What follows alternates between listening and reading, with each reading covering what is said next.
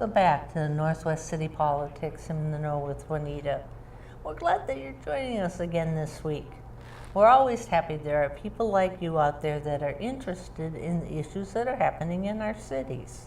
If you haven't watched our program before, each week we'll have someone on from one of the 9 cities in CCX's viewing area who will help update us on what are the current happenings in that city council. And then from time to time, we'll have people in that affect all of our cities, which we are doing tonight. Well, I'm very happy to welcome Representative Lyndon Carlson from District 45A. Very happy to be here. So we're going to do work on updating those of you out there on some things in regards to the 2018 legislative session. And you've been in the legislature a long time, right? I was elected in 1972. Yeah. Right. So right. At the current time, beginning January 1st, 2017, a year ago, I became the longest serving member. I remember that. As a sole member. I was tied with one other person who didn't win re-election, so got a little tenure. Right, right. And you know that I'm going to ask you to introduce yourself to our wider audience out there, because people in your district are probably familiar with you, but other people might not. Give them a little background information. Sure. By way of background, as I just mentioned, I was elected in 1972. Uh-huh.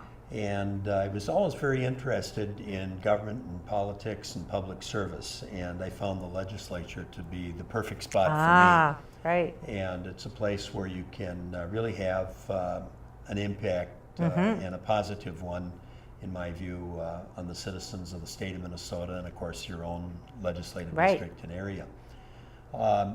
In addition to having served in the legislature, I was a social studies teacher. Taught mainly government and economics.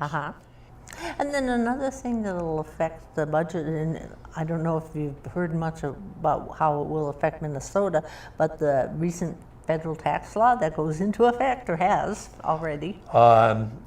In fact, if you were watching a lot of the news lately, the people were lining up to pay their property taxes early. Right. That was one example of an impact of the new law. Some of it is yet to be determined because Congress just passed it just before the holidays. And you know, the president said he wanted to give people a Christmas present, was his argument. It's a debate as to who will get the gift or not, without getting overly political. But at any rate, one of the things that you can currently do, to just give you an example, is that you can deduct your state and local taxes.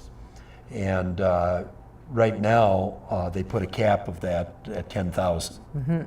So let's say you have a property tax of $4,000, then you would still have an additional $6,000 that you could deduct the income taxes and so on you may have paid into the state of Minnesota. But there's a cap there. So anybody that would have had a deduction of more than $10,000 will take a hit. But now they've also reduced some of the rates. So probably a lot of people, myself included, won't really know until we fill out our income tax whether we're going to be paying more or less than we did last year, because of a lot of those changes that are taking place. And I think the tax committee, of which I'm on, is going to have a very busy schedule because that was a massive tax bill. And we just talked about a couple of provisions here.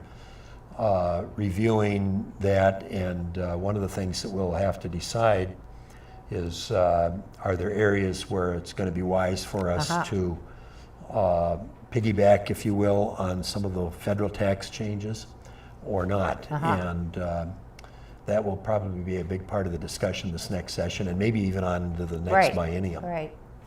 And then an issue that is just kind of coming up in that Senator Al Franken resigned, and I think just today Tina Smith was sworn in, which then created a situation where the President of the Senate? Yes. Okay, I wanted to make sure I gave her Yeah. the right title. Michelle Fishback automatically moves up to be lieutenant governor because that's part of the Constitution, right? That's right. So, and there's a little debate here about can she keep her other job while she's doing this job? And maybe you could speak to it, It just may be briefly. a debate that will go all the way to the Minnesota Right. Supreme Court. What's unique about the situation is that the Senate is very tight right now in terms of majority Oh, minority, right. and just a one vote difference before a couple of changes.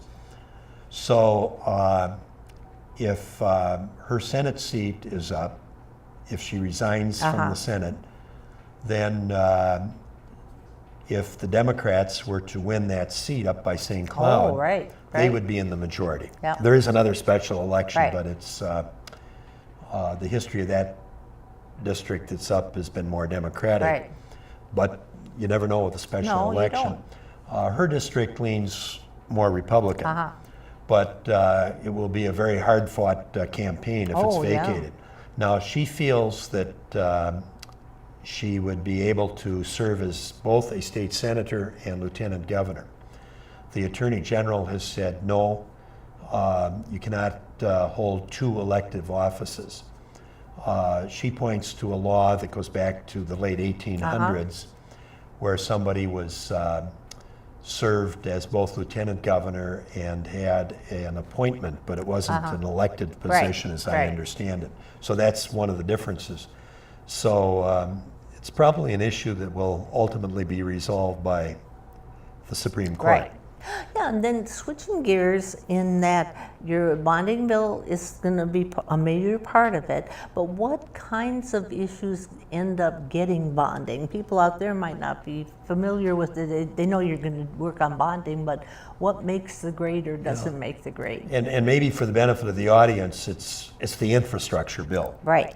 Oh, that's good to point out. As a way to Yes, put it, yes. technically it's the Capital Investment Committee, the Capital Investment Bill.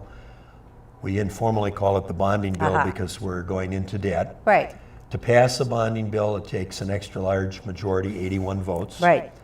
in the House, and an extra large majority in the Senate because you are issuing debt for the state. Recent years, the bonding bill has been about $1 billion. Going back to when Arnie Carlson was governor, I think that was the first time we passed a $1 billion bonding bill.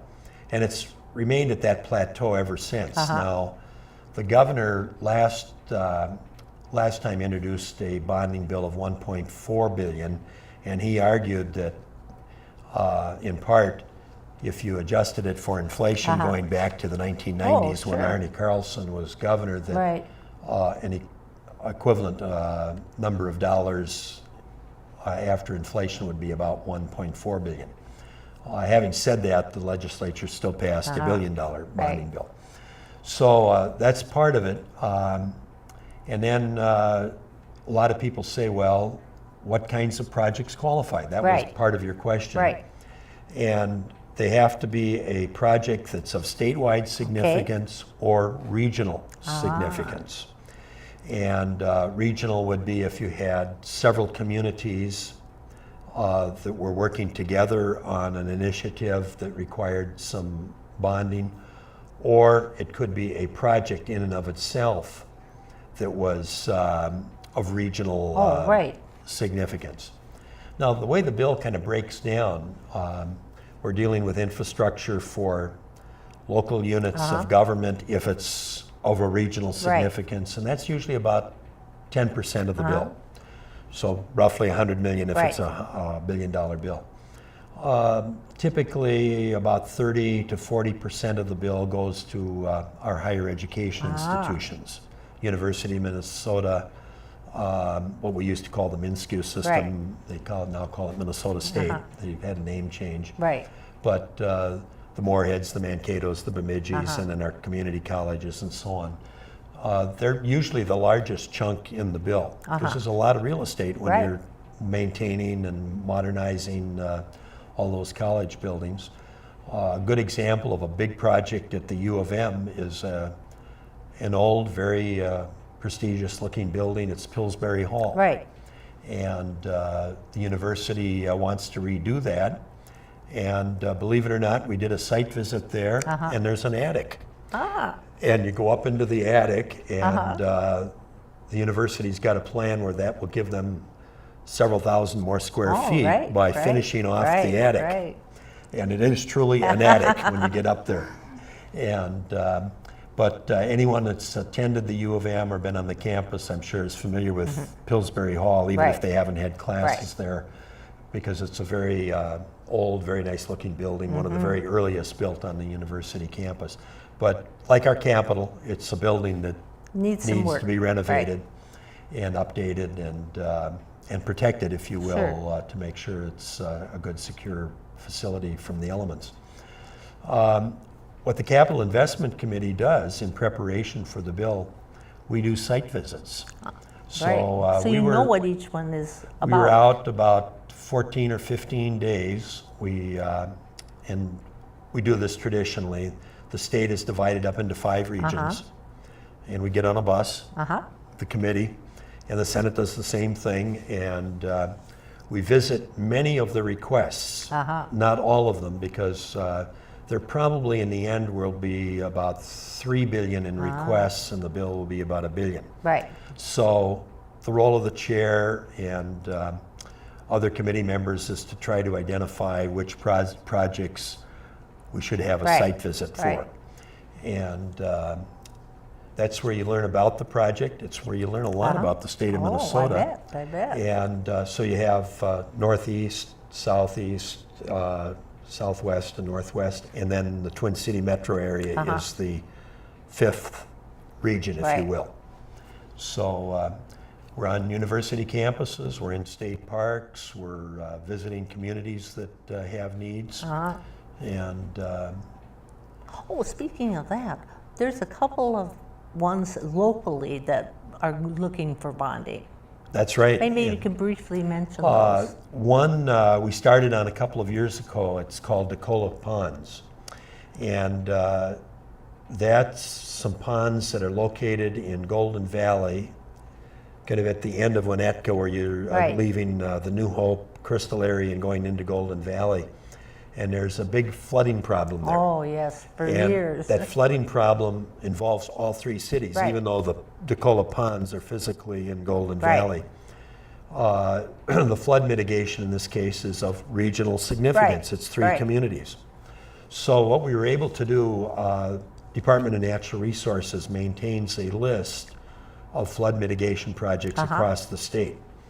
So the first step is to get yourself on the list. Right. And I, on the House side, carried the legislation, and we got on the list. And now, if enough money is put into flood mitigation in the bonding bill, the DeCola Ponds will be, the flood mitigation will take place, and a lot of homeowners and businesses down in that area will be very pleased with that being corrected. The other project that we have in the area is the New Hope Pool. But that's also of regional significance. And the New Hope Pool is old and in need, and in fact, if they redo the current pool, which is in vital need of repair, it would be almost as expensive as building a new pool. So the question for the city of New Hope and our region, because it's a facility that meets a regional need, is do we have a 25-meter pool or a 50-meter pool? The city of New Hope has the capability of doing a 25-meter pool. So they're asking the state and county if they could get an additional $2 million to make it a 50-meter pool.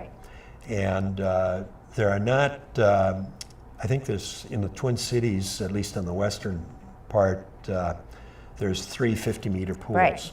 And the swim teams, the swim clubs, and so on that are competing competitively. From all over the area come there. Yes. City of Minneapolis, they come out. I think there's a 50-meter pool somewhere in the south suburbs. There's one at the University of Minnesota. And then New Hope. And then New Hope. So, but the important thing to remember is that if we're able to get the additional funding for a 50-meter pool for the city of New Right, Hope, right. it serves a region.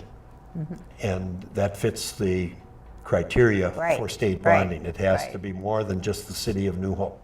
Now, one kind of an ongoing important, we'll go to more specific issues now, is transportation. What do you think is going to happen in that area? Because there's kind of the light rail transit kind of thing, and there's also streets and roads and bridges. Well, one thing that's kind of misunderstood when we talk about transit that we should point out is that constitutionally, tab fees, license plates, Right. the gas tax constitutionally have to go to roads and bridges. And there's one exception to that that comes to my mind, and that's the funding of the highway patrol. Okay. Because they're Right, patrolling state right. highways. Transit is either funded through local taxes or through the state general fund. So that's totally separate Right. from the dedicated funds. So there's been a sharp debate in the last few years. Should the gas tax be raised?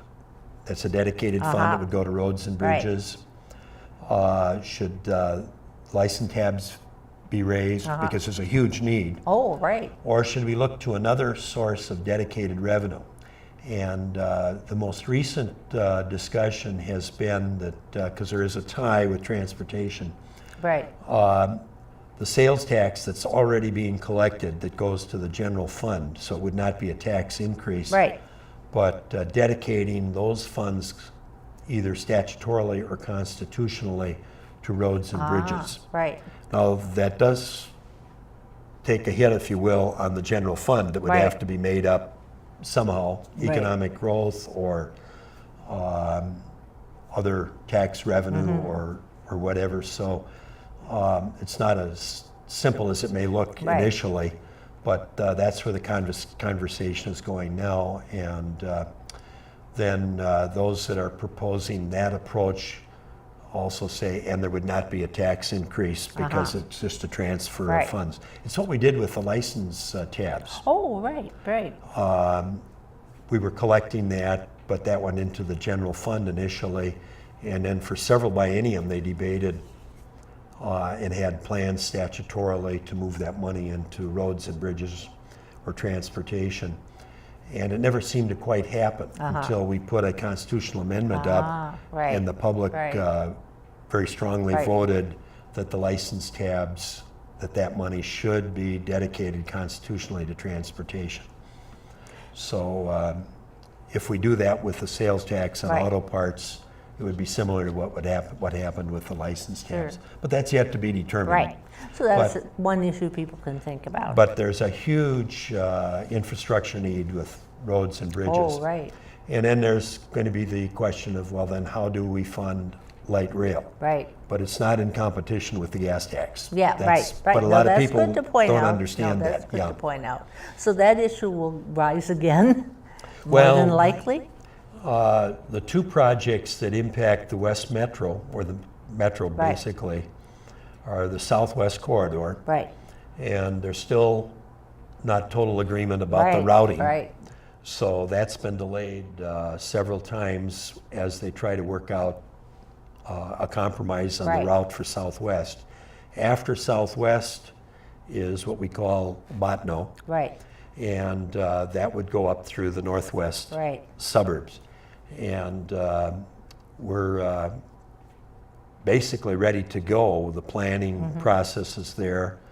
The funding is not yet. Right. And about half of that is paid for by federal funds. Yeah.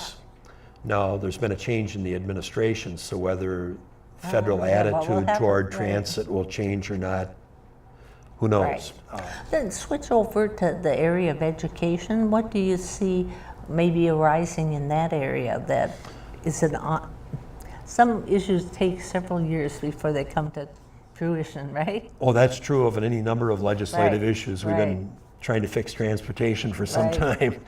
And a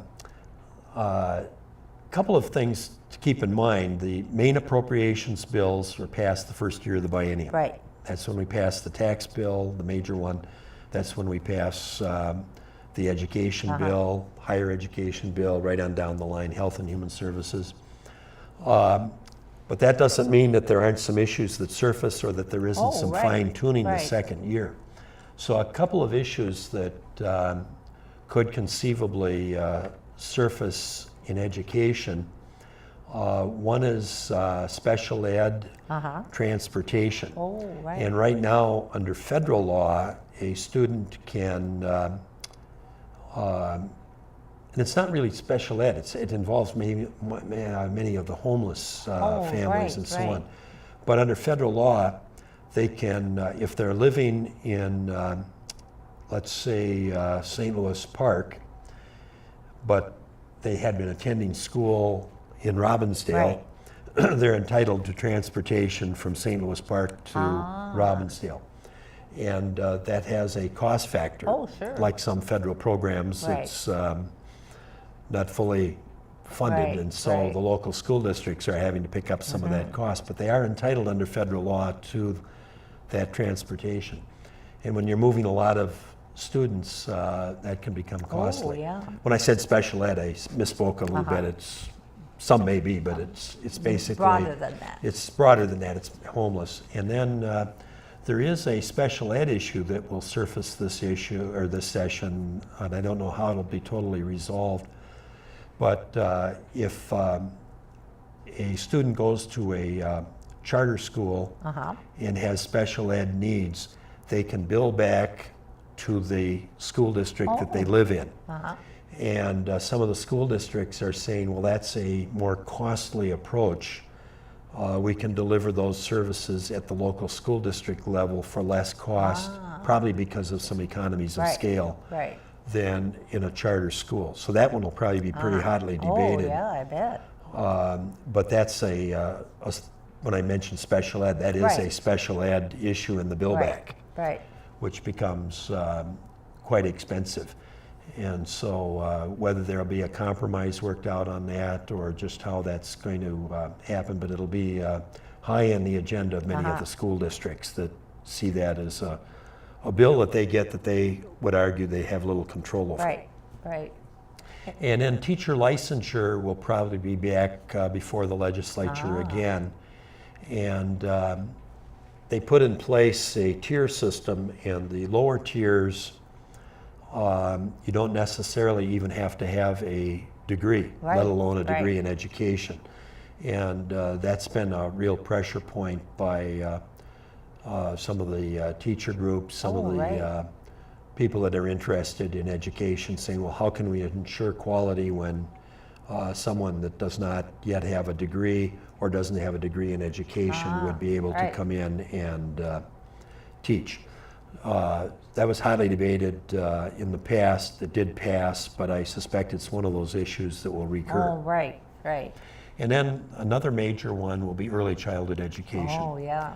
And that's one that I've been very interested in. When I mentioned earlier, I meet with a local organization periodically to keep abreast of what's happening there. And we have made major steps in that direction, but there's still more to do. And a lot of people, myself included, would argue that one of the ways, not the only way, but one of the ways that we can address the achievement gap is getting children off to a better start when they enter school, therefore early childhood education. Some parents have reservations about it.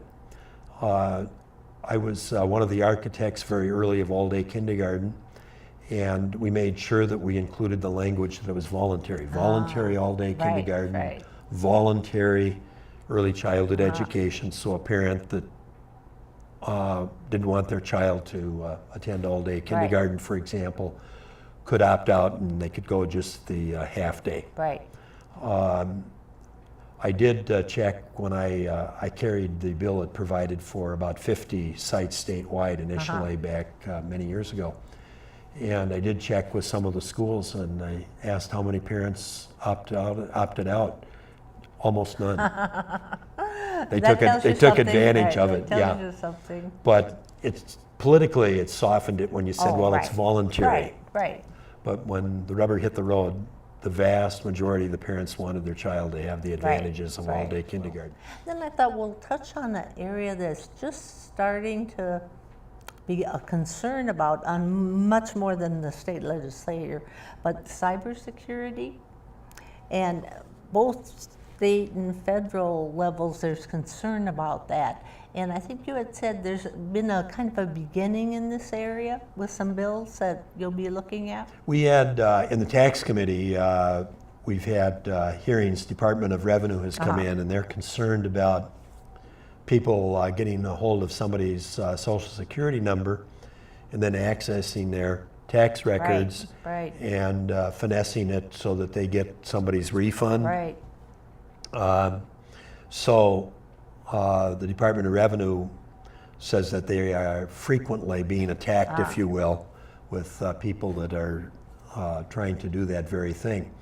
I had a family member who they filled out their income taxes and they had a refund coming, and Department of Revenue said, well, we sent you the refund already, and they said, no, we haven't, we're just now sending our tax. We haven't even done it. So they investigated, and somebody had somehow gotten a hold of their social security number. They got it taken care of, but it's just an example. But this whole area of identity theft is crucial. Personally, I picked up the phone one night a couple of years ago, and they asked me if I had charged anything in Malaysia. And I said, no, I've never been to Malaysia, and I haven't bought anything in Malaysia. So I hung up, and I got to thinking about, well, what was that all about? So I called back, and it was the credit card company that had called me. And they said that a counterfeit Visa card with my name and number had been presented in Malaysia. And it apparently wasn't good enough where they were able to make the purchase, but they were double checking. That's important. So they, as part of the security, then they sent me a new card with a new number, because they knew that somewhere out there somebody, but that was just like somebody might go out and counterfeit a $20 bill. They had counterfeited a credit card. So this is like a growing area. It's millions, billions of dollars probably across the country of problems with people with cybersecurity and accessing. And it's not just economic, the economic side of it. There are other reasons that people might want to access your personal records. And of course your bank accounts might be at risk, and so cybersecurity is a huge issue, and one that the state and the federal government are going to have to address. All right, we've touched on a lot of issues. There are other ones out there that I'm sure will also arise, but we've run out of time. So I want to thank you so much. Well, you're very welcome. I always enjoy it. Bringing all this information for our audience out there, so they'll know what to kind of look for. And if they're really concerned, know that there's all those different ways to get in touch with their legislators.